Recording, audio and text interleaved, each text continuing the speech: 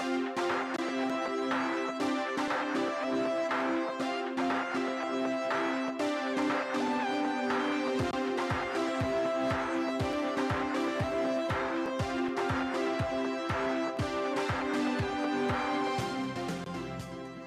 hello, I'm Tom Sinclair, that VidBlaster guy, coming to you with another edition of that VidBlaster guy. Every Wednesday afternoon, we do a live show, Wednesday afternoon, 3 o'clock on the East Coast of the United States, 8 o'clock in the evening if you're in England, and sometime Thursday morning in Australia. I'm not quite sure about that one. The main theme of this show is that one guy with one PC and the right software can really do a pretty darn good broadcast. And for the last year and a half, we've been doing broadcast using one PC, and I'm one guy. And the quality of the broadcast has been improving, but the software has always been VidBlaster. I'm an authorized VidBlaster reseller, and if you're interested in VidBlaster, I sure hope you'll consider buying it from me. Excuse me. No telling what that was. Anyway, sorry about that. The whole idea is that you really can do an awful lot with one PC, whether it's in a studio environment, i.e. the back bedroom or downstairs in the basement or in the attic, or in a professional environment like a music hall or a church or a conference center or someplace like that where you're broadcasting an event, or a sporting event at a venue like a stadium or a basketball court or wherever. Right now the Winter Olympics are going on, and they're events that are being live streamed all over the world. And some of the more obscure events are finally getting some coverage, some quote unquote TV coverage, because of the live stream capabilities in the internet. And you can do that too with one PC. It will work on one PC. In the first half of the segment, we talked about a device that's on the market called the AverMedia Live Gamer Portable that allows you to either record or stream through this device or to this device and reduce some of the requirements on the CPU in your PC so that you can sort of extend that one guy, one PC concept and do more and more with the one PC. Today we're going to talk a little bit about some of the things in VidBlaster that make it, I think, the real obvious choice for streaming and recording. The new concept is, of course, it used to be that you would take video from maybe 2 or 3 cameras, take it back to your studio and put together your broadcast, at least for broadcast at a later point, and you'd put in your lower thirds, and you'd have your transitions between cameras, and you'd have to get them synced up so everything was right, and then you'd burn it to DVD or upload it to somebody, and they would broadcast it. Now you can do all of that live, and when you're done, you have I can't call it a tape because we don't use tape, but you have a recording that is ready to go live. And if you've done it properly, you've started it and stopped it where it needed to be started and stopped. You've dropped in all the lower thirds like this one right here. You've put in your videos, like the little video we had at the very beginning. We'll have another one at the end that talk about what's going on. And you can do picture-in-picture for sports. You can do instant replay. VidBlaster is really great stuff. If you'd like to try it, you can try it for free. Go to vidblaster.com and download a free trial. It is unlimited. You can use a free trial for the rest of your life, I think. It does have a logo, one in the top right corner, one in the bottom left corner. And so it says it's a trial version, so anybody that sees your recording or sees your live stream knows that you're using VidBlaster in the trial version, but that's okay. I know people that still do that, and that's what it's there for, so that you can get comfortable with it. You can learn it inside and out before you decide to purchase. It's nice to have specifications to check through It's nice to have, you know, there used to be, well, and still are, kind of crippled versions of software that allow you sort of to taste it, but not to really learn it well. Some of VidBlaster's competition allows you a limited duration trial, or a trial where you know, some audio comes on during the middle of whatever you're doing to tell you that you're in the trial mode of XYZ software. VidBlaster doesn't do that. You're allowed to use it as if you owned it for the foreseeable future, so far as I know. And that way you get to understand. You get to see the beautiful concept of VidBlaster, which is this building block approach using modules. So if you want to do instant replay, well, you pull in some modules for that. If you want to do chroma key and take out the green screen, well, let's see, take out the green screen background behind you. Look at that. There's just a green screen, and lay in a cool graphic. You can do that. You want to be in a virtual studio, you can use the chroma key for that. You want to have a Skype guest, you can set up a window, a picture-in-picture window here, another picture-in-picture window here, and have two guests along with yourself. You can run a video in one of those windows. The building block approach, what I call the Lego approach to VidBlaster, really makes it powerful. And generally, powerful things are sometimes a little tough to understand, but VidBlaster is really intuitive. I remember back in probably '09, now it's probably '08, I was looking for something like VidBlaster. I had nothing. I had taken a webcam and duct taped it to a tripod and broadcast a weekend of soccer on a teeny weeny little, I think it must have been, 120 by 80 feed that somebody out in the Midwest, would allow you to attach your webcam to it. But I was hooked, and I knew there had to be some software that allowed you to do graphics, allowed you to do multiple cameras, allowed you to put in video and audio and maybe scoreboards, or maybe even instant replay. And sure enough, February 2009 found VidBlaster, and it was a tremendous find. It was everything I'd hoped for. And I remember opening the package, opening the software for the first time, and seeing, when you open it, it goes into what they call default mode. Most softwares do that. They'll start out in at least a place where you can do something.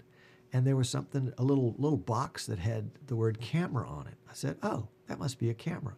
So I went down, and there was a little drop-down menu thingy right next to it. So I dropped it down, and hey, there was my webcam right there on the list. So I clicked my webcam, and poof, my image came up in the webcam. And I thought, oh, this is great. So I clicked the little monitor, the little camera module thingy, and suddenly my face came up in the big screen called the program module, which is now called the monitor, which we could set to virtually any source. But anyway, it was so easy to use, and I wanted to overlay something like this overlay right here. And VidBlaster just had a couple of samples built in there, so I clicked on it, and it appeared on the screen. I clicked it again, and it disappeared from the screen. I mean, it was intuitive. It thought like I thought. I didn't have to dig through menus and worry about building layer upon layer in order to do all that. And there are programs that do that, and they do that really well, and there's a lot of power to it, but the learning curve is a little steep. And so I like to be able to do things with software. I mean, I want to make it do it today. I'm not going to play with it for 6 months before I try to use it in a real way. I want to download it this morning and use it tonight. And VidBlaster is the kind of software that you can do that with. Now, you may not be able to do everything it's capable of by tonight, but you could certainly broadcast for sure. And I love that about the software, and continue to love that about the software. People that are into video tend to be real visually oriented, and visually oriented people like to see everything out in front. You can always tell somebody that's visually oriented if you walk into their office or their home, for that matter, and if you see stacks of stuff around, that means that person is visually oriented. That is, it's got to be out there where they can see it, or in their mind, it ceases to exist. If you put it in a file cabinet, it's gone forever. If it's in a drawer, I've forgotten about it. If I don't see it on a regular basis, I'm going to forget about it. And that's what I love about VidBlaster, because I'm looking right now, I'm looking at 3 cameras, I'm looking at a couple effects modules, some players, a recorder, a bunch of different overlays, some still stores where I've got some pictures like this backdrop in, diagnostics module, output module, streamer, audio player, switcher. All these things are out there for me to see, and if I want to do any of them, I mean, if I want to go to this shot, pow, there it is right there. I don't have to do anything fancy, and I can come back to the other. So VidBlaster just gets a big, constant thumbs up from me for ease of use, definitely ease of use, and works very well, I think, in the one-man, one-PC concept. I wanted to talk a little bit about, oh, I know one thing, I forgot to talk about in the other show. There's a great forum that goes with VidBlaster, and generally I have a little graphic that I can put up about it, but I've used it for something else. And it's the address is forum.vidblaster.com, and you can go there for some great active discussions about VidBlaster and how it works, and people with questions about how to make it work. And golly, I want to try to do this with it, and what do you think? And other people will sort of chime in with some ideas of how it can be made to happen. And the forum is a great source of information. But one of the things that popped up in the forum, I said, but, it's not really but, it's and, yes. Something popped up in the forum this week that I used to know, but I forgot because it wasn't out in front of me. But a undocumented feature. Oh, yes, undocumented feature. This is a freebie. And so you want to take some notes on this one.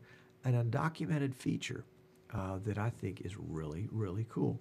You know how when you set up your cameras and you plug them in, one of the first things you have to do is kind of get everything calibrated. I mean, here in my studio, I've got 1, 2, 3, 4, 5, 6, 7, 8.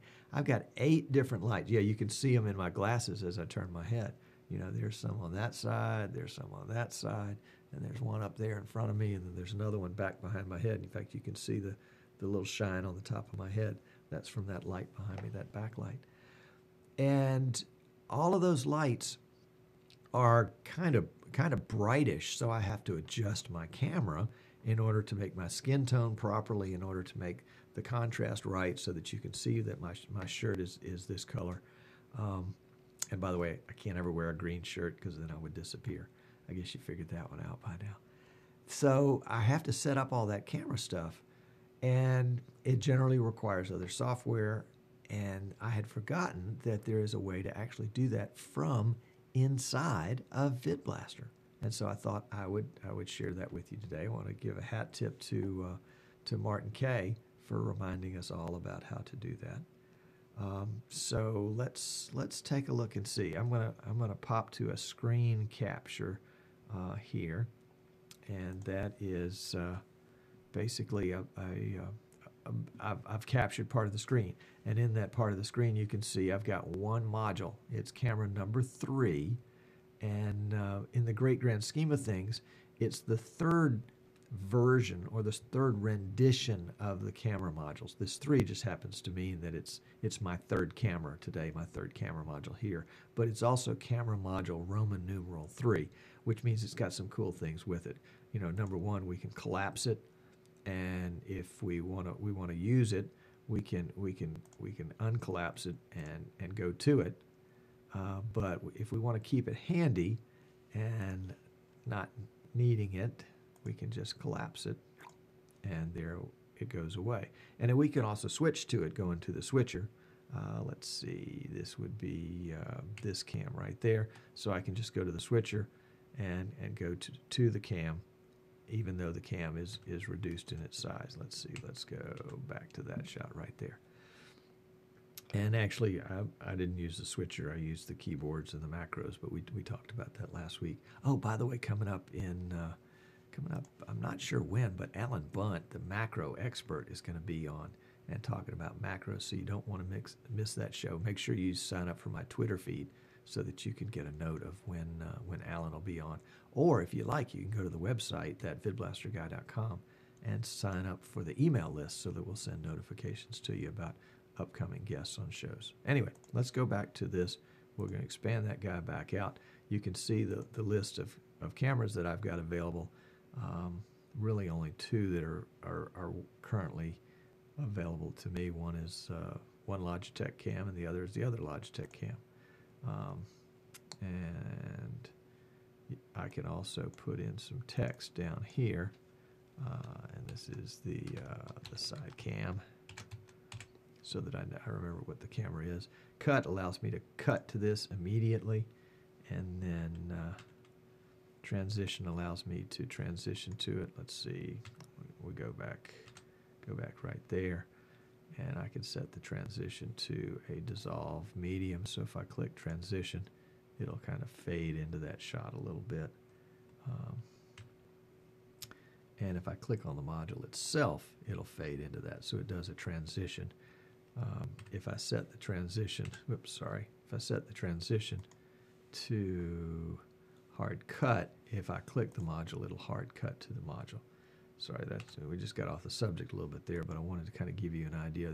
And there are lots of other things here in the menu. I get to the menu by right-clicking on the module, and I can choose a bunch of things. Now, I can also get to a super secret hidden feature. If I hold down on my keyboard the Control key and the Shift key, and then I right-click that module, I've got an extra command here that doesn't normally appear, and that's called debug. And it has three other things that I'm not really interested in right here that I think are probably part of the debugging process. But it also has something called property page. Aha. So we're going to click property page. And when we do, up pops the Logitech. I don't know if you can see all of that. Let me bring it down where it's seeable there, because it's pretty big. The Logitech C920 properties page. So I can go through and I can change some of the properties here. I can go to the advanced settings menu, and I can change these, and these will happen real time.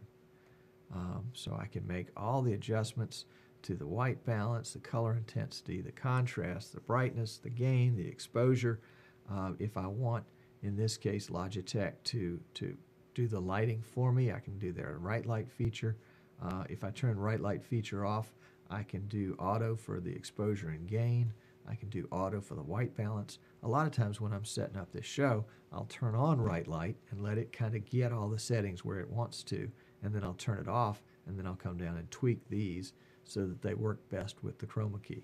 We'll go back to the webcam control part right here. This is the zoom function right there, which works just fine. And down here, autofocus. A lot of folks forget to turn off the autofocus, so if they end up moving around in their shot, if they're using a webcam, at least in this case, they end up being out of focus slightly. So if they reach up with their hand to show something and then move their hand back, it takes a little while for it to come back into focus. So if you get into your regular position, I mean, my regular position is right here, right there. And if I'm in my regular position, then when I get in it, I can turn the autofocus off, and then I'll be, let's pull that back up. There we go. Turn the autofocus off, and it'll stay focused at that point. And then I can come down to the bottom and say save, and it will go there. Now, one kind of anomaly with the Logitechs is I have two Logitech C920s. They're both connected to the same PC right now, and depending on which one is connected to which USB port, it determines which which one of those cameras appears in VidBlaster as Logitech number 1 and which appears as Logitech number 2. Well, VidBlaster doesn't just make up that information. It gets that information from my PC. And my PC recognizes one of the cameras first and then the second camera. Well, the way the Logitech software works, the little configuration utility that we were just looking at, that configuration utility always and only sees camera number 1. So even though I may come into one of these camera modules and select camera number 2. We'll come down here, and I believe this is actually camera number 2 right here.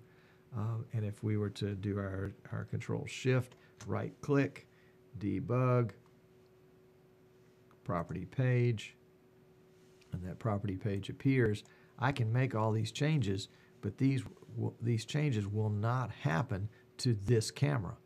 They will happen to this camera, which can be a little disconcerting. They won't happen to this camera. So I'll pull those changes up, and let's see, we'll go to see if there's any way I can get everything in the same screen here. Let's try, yeah, that'll work. We'll go right there. And I will do the zoom here. So we'll try to zoom in, and I'll zoom all the way up to the top there. And I really haven't accomplished anything here, but here I have, oh my, that's an awful shot. So let's go back and we'll zoom back out.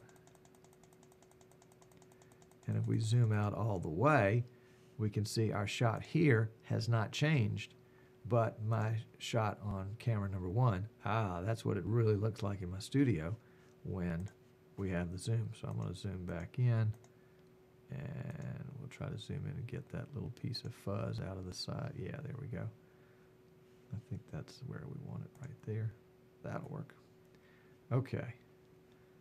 So as we look here, even though I was making the adjustments based on this camera module and whatever this camera was setting, my PC sees it only as one, and it's probably the Logitech software that sees it as one camera. Whatever the first camera is, that's what we're going to adjust. Even if, well, this particular one doesn't show it, but some of the software versions allowed you to select different Logitech C920s, but it didn't matter. It still controlled the first one. So that's a little downside to the C920. Save our changes. Yeah, we'll save our changes.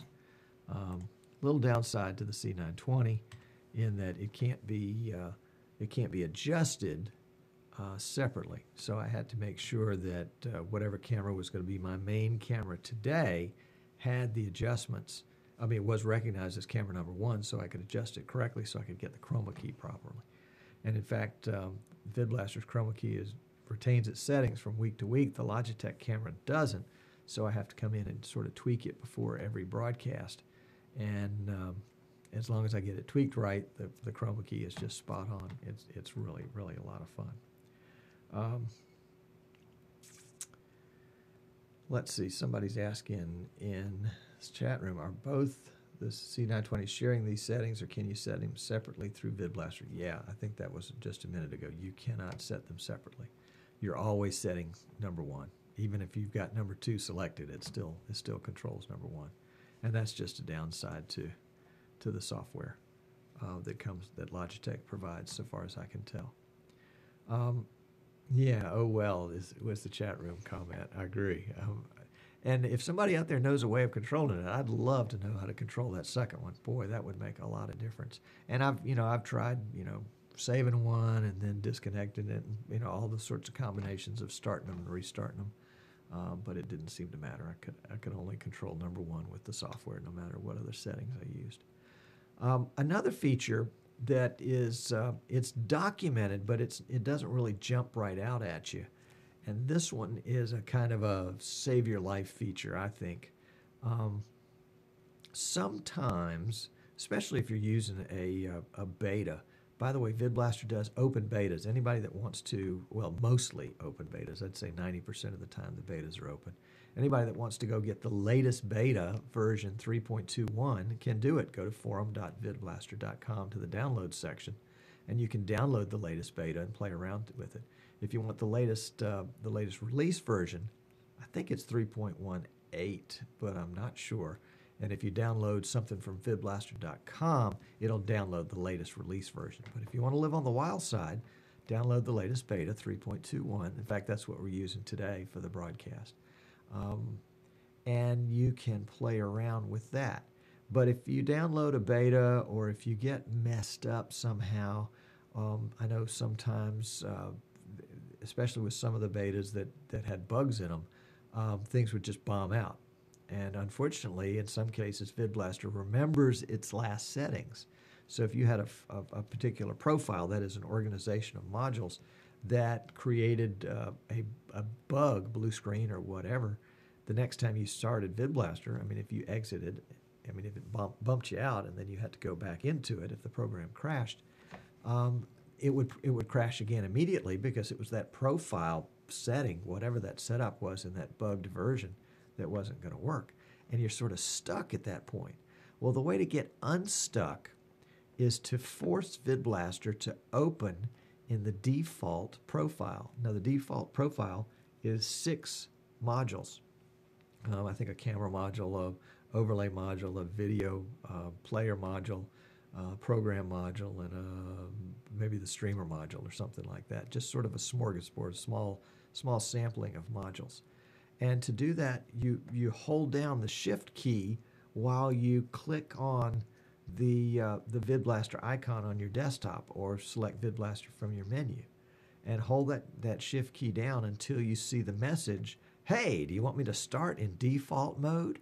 Yes, I do. And if you do that, then it will sort of go, it will not go back to the most recent settings, but it will go to the default settings. And so you can kind of get around what your problem was, and then close it and reinstall a version that's not so buggy, or if you're building a profile and for some reason the profile just went sour, you can start the profile again.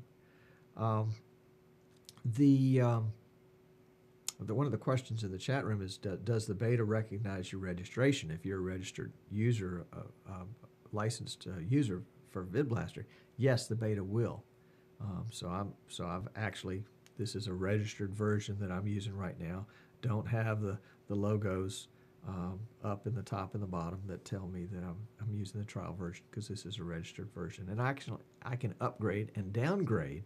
If I wanted to, I could downgrade to 3.18, and then the next day upgrade back to 3.21, all within the same major version, all within version 3. I don't think I can downgrade to version 2 at this point. I don't think that would be allowed, nor are there any good reasons to do that. I just don't think. The whole concept of a profile, though, is really pretty cool, because you can save whatever your configuration is. Like, for example, today's profile at the beginning of the show, once I got all my modules where I wanted them, I saved it as a profile, and I gave it the show name and today's date. And so if I'm working on a different show in the future and I say, oh, I remember when I did that particular camera capture, how did I do that? And I can go back and load that module and see what it was. Or if I want to go back and do exactly what I did last week, I can reload that profile and it'll be there. And profiles don't take up much space on your hard drive, and they don't affect performance, so there's no downside. It's all an upside. It's kind of like saving a backup of what things looked like, and then loading that back up as you need it. A great idea, and I would encourage you to do that on a regular basis. We're coming close to the end of our time here. I was jotting down some notes earlier about the kinds of things that you might want to do with VidBlaster, thinking about the Olympics and sporting events. And I had somebody call me the other day that wants to do automobile racing. They're up in the Midwest, and they have a paved track, not a dirt track, and they have 8 or 10 races on a Saturday night, different heat races, and then I guess the finals. And they want to set up half a dozen or more cameras around the track and use VidBlaster to control them. And not only to control them so that you can watch the car kind of go around the track, both in close-up version and maybe a far-away version, but also, of course, one of the fun things about racing is the wrecks. And so they want to be able to have live, or excuse me, not live, but, almost live, to have instant replay of all the wrecks in slow motion so that they can play them back and show folks at home what happened on the track, because, sometimes things like that happen so quickly you don't really know what happened. And so they can freeze frame it. They can run it back and show how things tipped over or crashed or blew up or whatever they are. And simultaneous to all that, they want to be able to record each camera, the video from each camera to a hard drive called ISO recording, which of course VidBlaster will do as well. So we look forward to working perhaps with those folks and helping them put that project together. If you've got a project that you're working on that's kind of crazy, feel free to shoot me an email, Tom at that VidBlaster guy. Whoops, there it is right there. And I'd be happy to chat with you about it by email or Skype or cell phone and see if VidBlaster won't fit the bill for you. That's it for today's show. Really appreciate you tuning in. If you're watching us live, hang around. We'll have a little pre-show. I think Martin and John brought cake and ice cream today. We'll have to check and see. I'm Tom Sinclair, that VidBlaster guy. It was a treat being here, and we hope you'll come back and join us live again on a future day. And yeah, that's about it. So we're out. We'll see you next time.